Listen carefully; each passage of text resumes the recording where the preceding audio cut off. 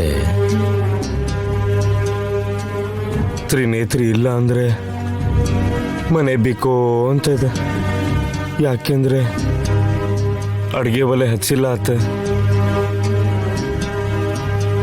ಹಾಗಂತ ಅದನ್ನೇ ಯೋಚಿಸ್ತಾ ಕೂತಿದ್ರೆ ಹಸುವೆ ನಿಗೋದಿಲ್ಲ ಅಲ್ವಾ? ನನಗೆ ಹಸು ಆಗ್ತಿಲ್ಲ, ಹೋಗೋ.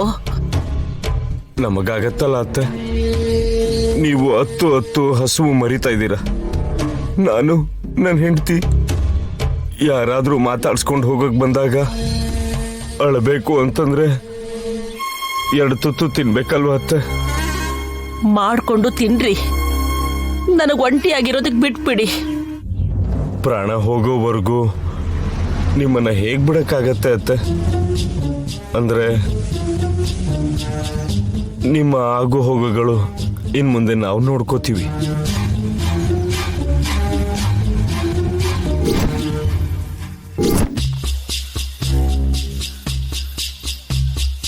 ವೈಶಾಲಿ, ಈ ಮನೆಯಲ್ಲಿ ಒಂದು ಬೆಳಕು ಕಡಿಮೆ ಆಗಿದೆ.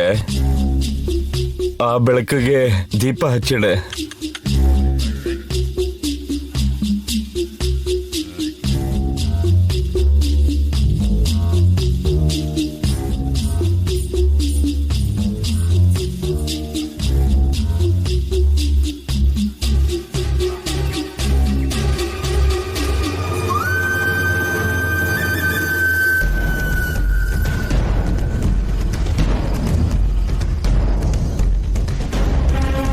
ಹಾ,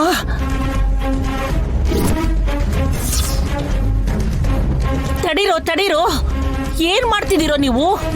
ಹಾ, ಸೋದ್ರ ಸೊಸೆ ಫೋಟೋ ಅಮ್ಮ. ಹೋದ್ಮೇಲೆ ದೀಪ ಇಡ್ಬೇಕಲ್ವಾ?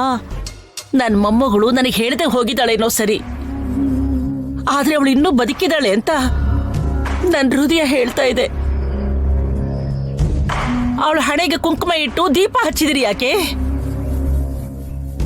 ಅತ್ತೆ, ಇವತ್ತು ಬದುಕಿದಾಳೇನೋ ಅಂತ ನಂಬಿಕೆ ಇದೆ, ನಾಳೆ ಇರಲ್ವೇನೋ ಅನ್ನೋ ಅನುಮಾನ. ನಾಡಿದ್ದು ಇಲ್ಲ ಅನ್ನೋ ಸತ್ಯ. 3ನೇ ದಿನಕ್ಕೆ ದೀಪ ಇಡೋಣ ಅಂತಂದ್ರೆ ತ್ರಿನೇತ್ರಿ ಆತ್ಮಕ್ಕೆ ಶಾಂತಿ ಸಿಗತ್ತಾ ಹೇಳಿ? ಹಾಗೆಲ್ಲ ಅನ್ಬೇಡ ಕಣೋ ಮುಕುಂದ.